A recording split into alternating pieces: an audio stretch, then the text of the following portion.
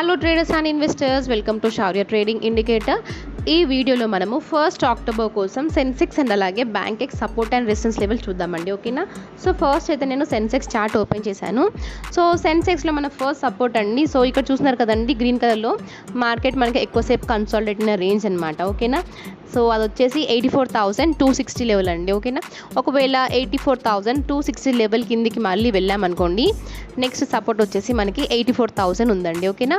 ఒకవేళ 84,000 కూడా level break అయింది అంటే నెక్స్ట్ మళ్ళీ మనము 83,200 వరకు వెళ్ళే ఛాన్స్ ఉంటుంది.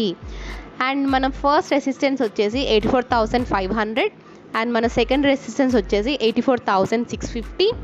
అండ్ ఒకవేళ అది కూడా బ్రేక్ అయిందంటే నెక్స్ట్ మళ్ళీ మనము 85,000 వరకు వెళ్ళే ఛాన్స్ ఉంటుంది.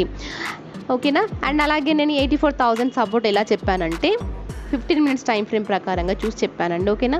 సో చూస్తున్నారు కదండి, 84,000 దగ్గర మనకైతే సపోర్ట్ ఫామ్ అయ్యి ఉంది 15 మినిట్స్ టైం ఫ్రేమ్ ప్రకారంగా. సో మార్కెట్ మళ్ళీ ఇక్కడ సపోర్ట్ తీసుకునే ఛాన్స్ ఉంటుంది. ఓకేనా. సో మనకు ఒక వైడ్ రేంజ్ ఆఫ్ సపోర్ట్ ఉంది కదా, సో ఎక్కడైనా మనకి సపోర్ట్ తీసుకునే ఛాన్స్ ఉంటుంది. అండ్ నెక్స్ట్ వన్ వచ్చేసి బ్యాంక్ ఎక్స్ అండి. సో బ్యాంక్ ఎక్స్లో చూస్తే మనమైతే ప్రస్తుతానికి సపోర్ట్ జోన్లోనే ఉన్నాము. సో ఒకవేళ 59,950 కింద మనం క్లోజ్ అయింది అనుకోండి, వెళ్ళామనుకోండి, నెక్స్ట్ మళ్ళీ మనము 59,800 వరకు వెళ్ళే ఛాన్స్ ఉంది. 800, 700 వరకు కూడా వెళ్ళే ఛాన్స్ ఉంటుంది.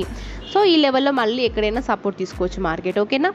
అండ్ మన ఫస్ట్ రెసిస్టెన్స్ వచ్చేసి 60,200 మన ఫస్ట్ రెసిస్టెన్స్.